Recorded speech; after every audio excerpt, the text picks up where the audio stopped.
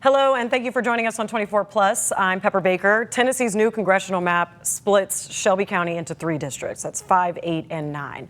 Before the lines were redrawn in the General Assembly's special session a couple of weeks ago, District 9 was the only Democratic and majority Black congressional district in Tennessee, which was representing Memphis and Shelby County. That is no longer the case, and at the table today we have a candidate who had already announced his candidacy for District 9 before it was redistricted. Joining me now is Tennessee State Representative Justin J. Pearson. Thank you for being here. Thanks, Pepper. Lots to get into. You've had quite a couple of weeks. First off, I want to ask, how are you doing? I'm sure the evolution of feelings have been kind of a lot. I'm exhausted yet inspired. I mean, this has been a lot on our community, on our family, on our movement for justice rooted in love, and yet we are still engaged and actively believing in the possibilities of this country, even when it tries to tell us not to. And so my inspiration keeps coming from the people who show up, who keep fighting, and who keep believing that Tennessee can still be better than what it currently is. And you were in Orange Mound yesterday, Yep. which was Tuesday, and you announced your campaign to stay in District 9. I want to play a quick clip, if we can, of your announcement. We'll wait on that in just a second, but you decided to stay in District 9, and why did you do that? Yeah, so obviously our district has been cracked into 3. We ran and have been running to serve in Memphis and Shelby County in the old District 9, and we're still having a lawsuit right now in hopes that that is effective, and if so, we'll be able to run in the district that we originally ran in. But we know we have a good candidate in District 5, Chaz Mulder, I believe is still going to be running there, and we looked at District 9 and really still see a lot of our supporters from our original district are there as well, and so we believe we have the best chance to still win this district with District 9, and we got about 14 more counties that we're going to go into and build power in, but we're looking forward to it. It's going to be quite a tour with the way that it they will be redistricted. 200 miles. Yeah, and something that did stand out to me, it sounds like they're ready to play it now when you did make your announcement, so let's take a listen. We are here today in Orange Mound, Tennessee, to let Tennessee and the nation know that we are unbowed, we are unbroken, and we are undeterred in our pursuit to serve District 9 and the state of Tennessee. We are still running for the United States Congress, District 9. You can rig the maps, but you can't rig our hope. You can try and change the game, but you can't change our tune. We demand justice, equality, and fairness in Shelby County, Fayette County, McNairy County, Williamson County. Make it 15, 16, 17 counties, it don't matter.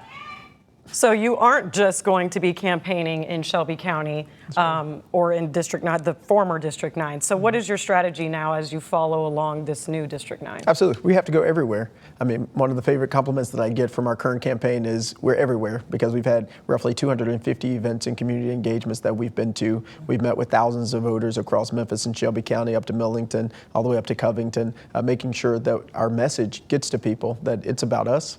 It's time for new energy, a new vision, and a new direction. And this is now an opportunity for us to do and campaign in Orange Mound, in Hickory Hill, in Whitehaven. But it's also an opportunity to go into Fayette County, into McNairy County with the same message of hope, the same message of possibility, with a renewed urgency that we are in a fight for the life of our democracy against authoritarianism, against white supremacy, and against people who want their policies to be all hate-driven, while our policies are all focused on how can we be people-driven, people-power-driven, and have love at the center of the work that we're doing. And how do you think that message will resonate in those rural counties that tend to be more red? Yeah, I think it's going to resonate well. I mean, you have to look at this. Some folks voted for Bernie Sanders and also voted for the current president of the United States, Donald Trump. And that had a lot to do with the messages. Billionaires are destroying our country. They're picketing the pockets of working class, everyday people. And in those rural counties, they're living with the reality in the state of Tennessee that we have the highest number of hospital closures in rural America than anywhere else in the United States of America. Those rural counties are still dealing with the fact that the minimum wage is $7.25 and they're forced into poverty. Our farmers are suffering from the actions of the Trump administration and these tariffs, particularly destroying any soybean opportunities for them in the economic ecosystem. And so the same policies that are going to be good for the people in Memphis and Shelby County and Tipton County are going to be good for people in McNairy County, going to be good for people in Williamson County, going to be good for people in Fayette County. And now is our opportunity to build what Heather McGee called that solidarity dividend in a real way, still using progressive, pragmatic policies that we know can improve the lives of people. Okay, so in your proclamation or your announcement yesterday, you did touch on some of those issues. So sounds like you are, I wouldn't even say tailor, but you are keeping in mind of what all impacts not just Memphis and Shelby County, but also the rural areas. So your issues that will be your priorities, what are those? I mean, we're similar things. It's economics. Life is not affordable for people. You go to the gas pump right now, or you go to a grocery store, and you're seeing where Trump's Iran war is having a horrible impact on us. And my opponents in this race, they would be supporting that war that is hurting working class, everyday people. You look at our healthcare system. We still need universal healthcare for everybody. We need to pass Medicare for all. That has to be a priority. That can't be secondary, because our state has the highest medical debt of any other state in the United States of America. We still need to invest in veterans who in the state of Tennessee are getting hundreds of millions, billions of dollars collectively less than they're supposed to from the federal government. And we've got to take on the billionaires, whether they're polluting our air like XAI and Elon Musk are doing, or now in a lot of our rural counties, they're dealing with crypto mining and their policies and laws that are making it harder for them to protect their communities. And all of us in this state know that we got to do something about gun violence. Gun violence is the #1 killer of children in the state of Tennessee, and 71% of Tennesseans want to see our state pass gun safety laws. Now, it was our advocacy, our expulsion, and our movement that ultimately got Governor Bill Lee to sign an executive order 3 years ago that mandated anyone who owns a firearm or purchases a firearm has to get a background check. That happened from the fight that we were in, but we need laws at the federal level that protect us, and there are MAGA Republicans and Democrats who believe that in the state of Tennessee. And it's just an opportunity for us to go and speak to them because of the way that the districts are drawn, and I think we're going to win. So are you going to do door knocking? Are you doing town halls? Yeah. Like, have you already mapped out kind of the cities within each county you're going to hit? Yeah, we're doing it all. Let me be very clear. And I mean, we're in May. August is only, what, 3 months away? August is only 2.5, 3 months away. We got to win the primary, of course, and then we have to win the general. But next Wednesday, we're having an action call, which we invite everybody to. And you can sign up at our website, votejustinj.com, because we're planning out our town halls. We're planning out the door knocking. We're going to have an extensive ground game. And we're just going to wake up people who haven't voted for a long time, have felt completely disaffected by the system, or in some counties, they haven't had a Democrat for Congress that they really supported or really could vote for. And now that's changing. I get people in our comments all the time saying, oh my God, they put you in Williamson County now. I can go and vote for you. And so the fact that we've been a consistent advocate, we're not new to standing up to Republicans. We didn't just start protesting the injustices that were happening in the State House. People across the state know where our heart lies, and it has always lied with the people. And now it's an opportunity for us to take that message to all of these counties. Now, so we have a political commentary show, and there's a lot of talk around how moderate Republicans or moderate Democrats seemingly toe the line and are able to get voters to cross over. But some people have labeled you as a very left Democrat. So how, that seemingly seems like an uphill battle when you do get into those rural counties. So how do you feel like Republicans in those very red areas will take you as far as your stances on the Democratic side? Would you say you're a very leftist Democrat? No, I'm a progressive and a pragmatic, principled person.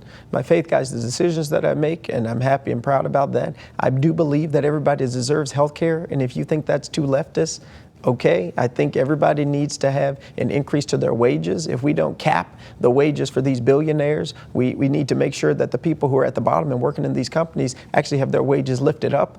If that's lefty, then fine, right? If that's too leftist, that veterans aren't getting the support that they need and deserve hundreds of millions of dollars from the federal government to make sure that they have housing, to make sure that they have health care and food. If that's too lefty and I'm too leftist, then I'll accept those titles. But I do believe that every person deserves opportunity in this country to be who God has called for them to be. And what I know right now is the system is rigged, but it's rigged against working class people, it's rigged against black communities, it's rigged against people of color, it's rigged against poor folks, and it's built to benefit only those who already have money, already have power, already come for prestige, privilege, and wealth. And that is not fair. And so in rural counties, in urban and suburban areas, the message is the same. This campaign is about us. It's about we who are suffering under a status quo that has benefited the few but not the many. We're fighting a status quo where you've got Congress people, Democrats and Republicans, becoming multimillionaires while the people in their districts are poor and getting more poor. That's what we're up against. And so if you are worried about whether or not your public education system is going to be properly funded, if you're worried about whether or not your rural healthcare hospital is going to be closed or more closures are going to happen, if you're worried about whether or not the air you breathe is going to be clean, if you're worried about affordable housing, if you're worried about poverty, then I'm going to be your candidate, no matter how you voted in the past. Okay, you make a good case there. So once the lines were redrawn, what were your options? What exactly, when it came down to choosing whether or not to stay in District 9? I mean, they cracked our district, right? Like these racist redistricting maps were with the sole intention of diluting black political power. That was the intention when Donald Trump tweeted, when Marsha Blackburn tweeted. It was to say, how do we disrupt black political power and exploit them so that we can reduce their possibility of ever being able to serve in the United States House of Representatives again? Because we know this district, District 9, has been the only place that has ever sent a black person to Congress. Harold Ford Sr. and Harold Ford Jr., who, when they were elected, were both younger than I am now. But those are the only two people, right, in the entire state of Tennessee. And this district, even though it wasn't a voting rights district when it was initially created, it was because of the compactness of this area, being Memphis, needing a representative, that it existed in the first place. And here we are on the precipice of electing a black congressman, potentially this August, that this happens, right? Mm-hmm. And so the district is broken up into 5, it's broken up into 8, it's broken up into 9. And you pretty much in this 1 week span have been forced to choose which one to go into. And, you know, we prayed about it. We talked to people about it and community leaders in different counties as well as we're trying to build support. And this is where we believe we're going to be most successful. And it's an opportunity where I know that we can win this race. It's going to be hard, but the thousands of people signing up to volunteer. I got news today that we're one of the top 5 fundraisers in Act Blue for the Democratic side of the tickets. And so, like, we're in this thing. Okay. When the lines are redrawn, are you living in District 9 mm-hmm. still? No. So right now they put me and my former opponent both in District 5. Okay. And then, but you don't have to have to live there to run for that district, which I found out recently. So you are up against some heavy hitters, if you will, on both sides. Now that you are staying in District 9, I have the list right here. I see Brent Taylor, Republican State Senator Brent Taylor, Justin J. Pearson, obviously you, London Lamar, Devontae Hill's on this list, Charlotte Bergman, who's also a Republican from Memphis, but in total, 1, 2, 3, 4, 5, 6, 7, 8, 9, 10, 11 Memphis candidates on this list, or at least petitions for them. So what do you think about your chances? Are they more difficult now, or are you still standing strong that you will fight a good fight? We're going to fight a good fight, and we're going to win the primary, and we're going to win the general election. It's going to be hard. It's going to cost millions of dollars. It's going to take thousands of people hours to win this campaign, but we are positioned and we are ready. And we've been running for Congress for the last 8 months. We have an amazing team assembled. We have a strong ground game, and we're doing everything in our power to make sure that we win this race. This isn't something to play about. It's an opportunity really in the Democratic Party for unity, and that's what I would love to see, is that we galvanize together, we collaborate together, and we win together, because that's what's needed in this moment. These Cameron Sexton, McNally, Bill Lee, Donald Trump, they broke up our district to try and dilute our power and our voice. We need to be putting all of our resources together to win and make sure that we send Democrats to Congress from the state of Tennessee. What they've done, they've made the seats that they otherwise would hold completely more competitive. And so it's time for us to show them that this can backfire when we show up, but that's going to require organization, mobilization, and activation, which is why I've been working with folks on Activate Tennessee. It's why our campaign has been focused on voter registration in addition to voter mobilization, and it is why I believe we're going to be successful in August and in November. Last time we sat down, in my opinion, I thought maybe the most uphill battle, at least for the primary, was going to be incumbent Steve Cohen that you were going against. And now with State Senator London Lamar and Cohen as well, and Hill and some others, it just seems like it is a packed race. But again, you seem like you're standing strong on it. So we'll see how that pans out. I do want to turn now a little bit to the actual special session. Paint the picture for us. 3 days it took to really come to this decision, but protests and then, you know, arguments made on the House floor and whatnot. What was it like? What was it like? Emotions, all of it, just paint the picture. I mean, it was extremely intense for all of us who have a conscience to see what was happening and likely to happen to our community, to happen in Memphis and Shelby County. It was very hard and heart-wrenching.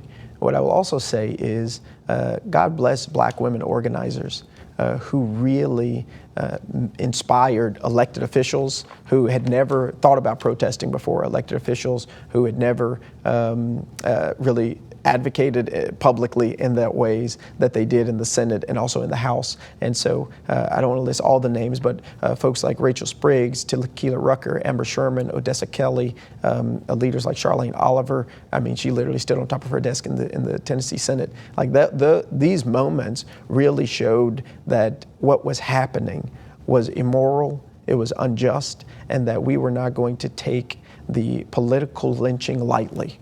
That we were going to, and we did stand up for our ancestors who fought, who bled, and who died, who organized and gave of themselves in order for us to have this right to vote and to have a Voting Rights Act in the first place. The Voting Rights Act was never just out of people's goodwill or their heart.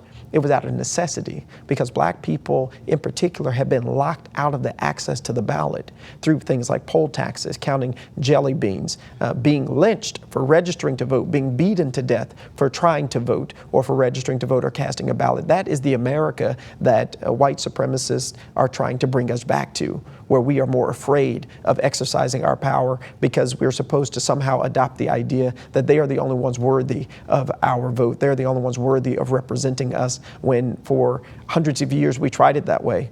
And that led to the lowest participation politically for Black people in American history.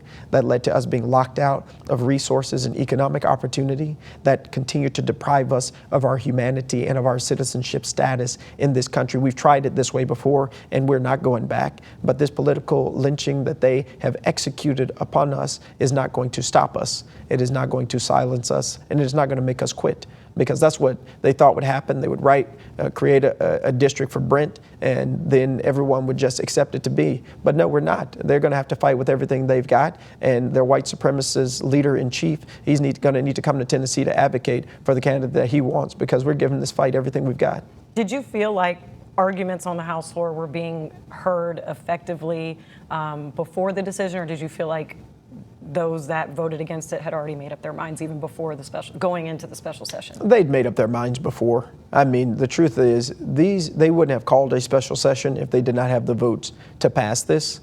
And it was our responsibility to let them know they were not going to be able to do this at peace. And you can look at some of the images of them laughing and jeering, and you look at images of children at the bottom of lynching trees smiling and giggling, and you think about the pain and how visceral it is for Black folks and people who are in their 70s and 80s who are my supporters, who call me and say they took me out.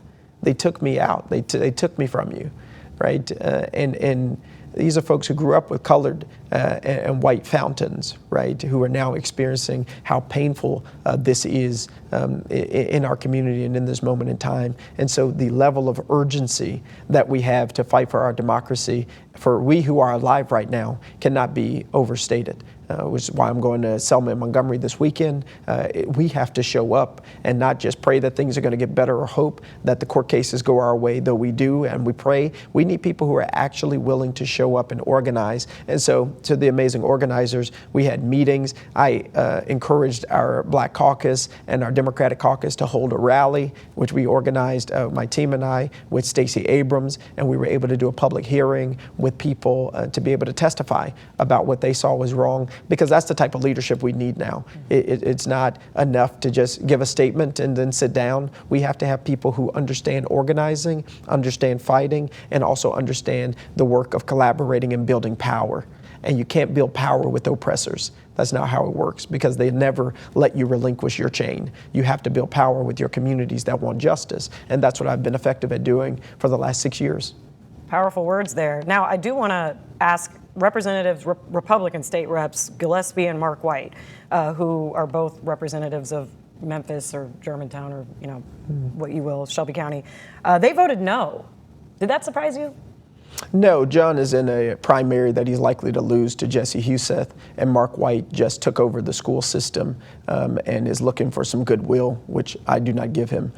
They are tools of white supremacy every single day. You can look at the votes that they take in the state house when they don't think anyone's watching. But taking over our school district, John Gillespie, he fought for the legislation that undid the laws that we passed here at the city level after Tyree Nichols was murdered. Mr. Tyree Nichols was murdered. And so don't let the performative nature of their votes take away from who they really are. Wow. Okay, something else that also made news based off of some of the actions taken on the House floor from Cameron Sexton, House Speaker Sexton, effectively removing Democratic caucus members from committees and subcommittees. And we have his letter, and part of that reasoning he tied to was interlocking arms in the well of the House, blocking aisles on the House floor, instigating and encouraging disruptions, the use of prohibited props and noisemakers, demonstrating a lack of respect toward fellow members, and flagrant disregard for the permanent rules of order of the House. And then you had put on your Facebook a screenshot of the letter you received, as well as I also saw Karen Camper, also Minority Leader Karen Camper had also received one, but she will be remaining on the Government Operations Committee pursuant to Rule 65. But it seems like if you're not falling in those stipulations, you were just kind of stripped or removed from committees and subcommittees. Help that for just the everyday person who help us understand what being stripped from the committees and subcommittees means for government. Yeah, I mean, all bills that ultimately get passed or decisions that get made go through a committee process. And so in the committee is the opportunity where typically you have the chance to ask questions, offer amendments, and interrogate the legislation before it moves forward relatively rapidly. And so by taking away mostly black folks and all Democrats off of these committees, it is again a consolidation and a wielding of power by this authoritarian regime that we have elected in people like Cameron Sexton, who believes that his power is somehow absolute.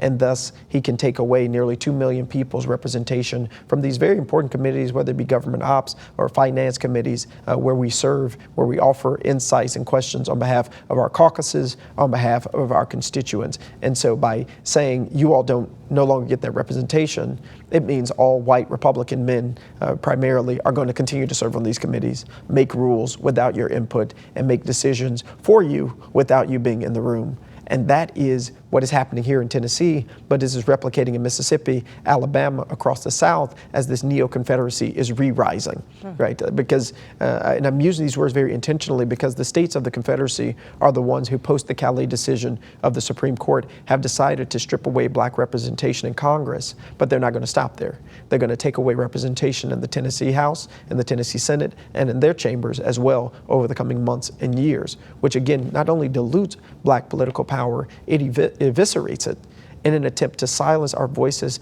in the halls of power where we have been able, at least in a modicum of way, be able to raise awareness about what is going on. So now you imagine them taking away a majority black district, but there being no black representatives there.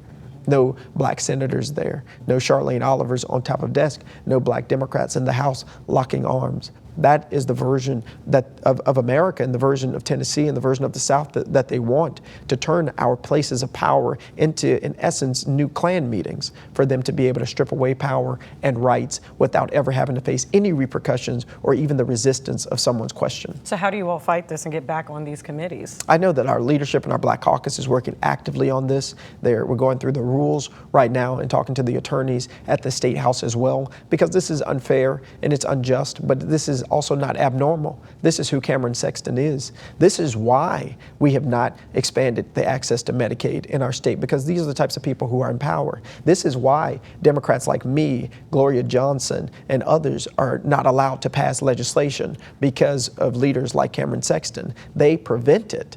And then folks look at me and say, oh, why haven't you been able to pass a bill of your own writing? I'm like, look what we are up against.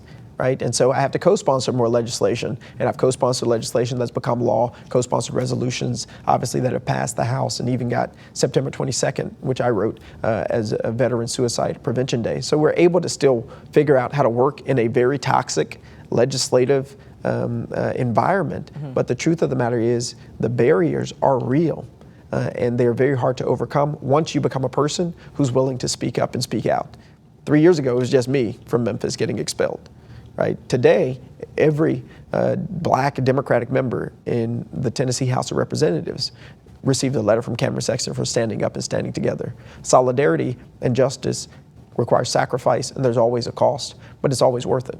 Okay. Well, that was my next question. Was there another way to try to get voices heard that didn't seemingly break rules, or does it have to be breaking the rules, making a demonstration? Does it always have to be that way? I mean, we tried other things. We had amendments to the legislation. I think 30 amendments were attempted to put on this legislation that they put forward. There were requests to delay it, to allow people the opportunity to read the bills. I think we tried all of the other ways. There weren't any disruptions really from elected officials before then. But there does come a point where you have folks, as Dr. King would say, right, who want a passive peace rather than true justice. And we can't do that right now. And for people, sometimes they say to me, you all are so angry, or, you're an angry this or angry that. It's like, well, people should be angry. And in fact, you should be angry too, because our rights are being taken back. People are trying to literally change our existence and put it back into the 1950s, into the 1940s. Like, this should upset people, because 10, 20 years from now, your children's children, they're going to keep looking back and say, what did you do when democracy was crumbling and authoritarianism was on the rise? And if all you said was, well, I tried to amend a bill, I don't think that's going to be a good enough response. I will say State Senator London Lamar's questioning of the co-sponsors, Senator Stevens, was very, it was very telling, I will say. We're in the last 5 minutes here. So, we're speaking about how tensions were kind of escalated, and there is a video going, pretty viral of your exchange with state troopers. Let's play that first. Y'all going? Let go of me, sir. You got me all tied up. Now you got me all tied up. My brother ain't doing nothing to your son. Hey, doing nothing to your son. You almost got myself. Boy! Yeah, let Pearson go. Let Pearson go. What is wrong with you? What is wrong with you?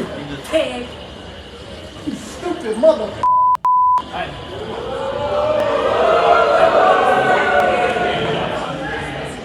Right now, my brother, Allison, Lauren are being arrested by the state troopers because they refused to move when Cameron Sexton said so. He cleared the gallery for no clear reason. Even people on the House floor did not understand why. And now all these troopers and folks are actually arresting them and taking them down to booking. I'm going to talk to our Nashville lawyers to see what's supposed to happen. But this is what tyranny does. This is what white supremacy does. This is it trying to force us to capitulate. Yeah. And I appreciate y'all not capitulating.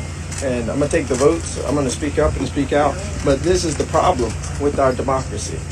This is the problem when white supremacy rules and governs and guides instead of democracy. So you posted that pretty shortly after that exchange with the troopers. Give us the context here, because I know in my line of business, sometimes the video doesn't really paint the whole picture. Right. So what was happening in that moment? Yeah, so Cameron Sexton told everyone to leave, get out of the galleries. We didn't really know how, when, and what was happening. My brother, Allison Wetter, and Lauren, in an act of civil disobedience, refused. They said we weren't making any noises.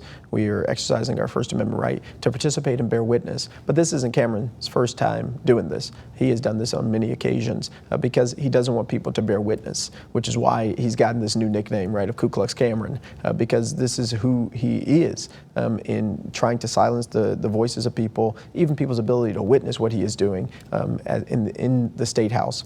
But my brother refused to go. Troopers ultimately grab him and start to walk with him. And I go up the stairs and I say, you know what, I'll walk him down. Neither of the two white women were being escorted by troopers. They were walking down. All three got detained. And I said, I'll walk him down. He'll be fine. And you can hear one of the supervisors say, okay, let him walk, let him walk. and one trooper refuses. And that's the trooper that I had the exchange with. And ultimately, you hear the supervisor screaming, "Let Rep. Pearson go, let Rep. Pearson go." But Cameron brought in a lot of troopers who don't work in the State House. They don't know who is who, and I think that was part of the problem. But it is also that they wanted to paint and target my brother in a particular way, and I wasn't allowing that. How is your brother doing? He's doing well. Again, he was detained for 3 hours. It was not a good process. It obviously was not fair, and it was an abridging of their rights in that moment in time. But we praise God for the attorneys that we had and a lot of the support system that got them out. But in this moment, everyone's going to have to do something in this pursuit of justice. In that moment, did you, watching it back now, would you say that that was a moment of being out of character, or do you feel that your emotions were valid given the circumstances? My emotions were 100% valid. Okay. All right. Well, we did ask State Senator Brent Taylor to join us for this interview. It was actually supposed to be the both of you, but he declined our request. And there was a quote I was given, and I was told I can quote him. He said, quote, "I do not associate myself with people who treat law enforcement like that." So when people see the video and just kind of, definitely people who advocate for law enforcement officers particularly, and they may feel that that was disrespectful. Do you see that perspective at all? Yeah, I do think the law enforcement officer was being disrespectful. The trooper certainly was to my brother and myself, and I think he'll be talked to and he won't do that again. And also, I've got family that's law enforcement. I have utmost respect for people who are in law enforcement, and if you're scared of being on the show with me, just say that. Okay. All right. Well, we are running into time here, so I just want to wrap it up first with kind of where we started, which was your campaign for Congressional District 9 in light of the redistricting decisions. So voters or just people who are following politics right now, lots of eyes on Shelby County, I would say. What do they need to do right now to be ready for the August primaries? Yeah, so August primaries starts July 1st through July 17th through August 1st for early voting. August 6th is the last day to register to vote. You need to know which district you are currently in if our lawsuits are not successful. So you can actually go to our website. We have a link there at Vote Justin J. So you can determine if you're in 9, 8, or 5. I'll be working tomorrow after we know who's going to be in 5 and who's going to be in 8 officially to do our best to create a unity ticket so that folks will know, at least on the Democratic side, where we land. But we want you to be as informed as you possibly can. And so you can go to our website, votejustinj.com, and you'll be able to find your information there. So is there a chance here for districts 5, 8, and 9 to go blue and this backfiring on the Republicans? There is. That's my favorite thing, right? There is a chance. They made their districts more competitive than they otherwise would be. And we saw in District 7, Afton Bain's race, that she swung a district that went for Donald Trump by 13 points. And a lot of these are in those margins, plus 10, plus 11. And a lot of people are sick and tired of this administration. They're tired of the chaos. They're tired of the wars. They're tired of the gas prices. They're tired of a lemon being, we started this race like 81 cents. Now it's over $1. They're tired of daycare costs bankrupting them. People are sick and tired of the status quo, and they don't want politicians who are bought and paid for. They want people who actually speak to the heart of the issue and the heart of the matter, and they aren't in it for themselves or to make a name for themselves, but rather to advocate for the people and to do the work of justice. And I think that's what we're going to do. That's what we're going to present across the Democratic Party, and I think that's going to be a winning message for us. Okay, sounds like you got a busy couple months ahead. Absolutely. I appreciate you taking the time with us today. Thank you. It's going to be probably hard to get time with you later on, so glad we got this out the way early. Thank you, Representative Pearson. Thank you for watching. Please follow ABC 24 and 24 Plus for all of your Shelby County and Memphis political news.